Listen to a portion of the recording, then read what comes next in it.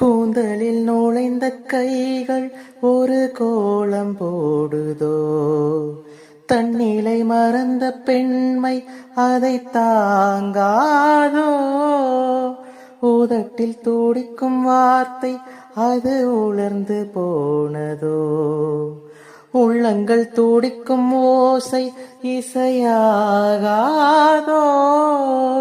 மங்கை இவள் வாய் திறந்தால் மல்லிகை பூவாசம், ஓடையெல்லாம் பெண் பெயரை உச்சரித்தே பேசும். யார் இவர்கள்?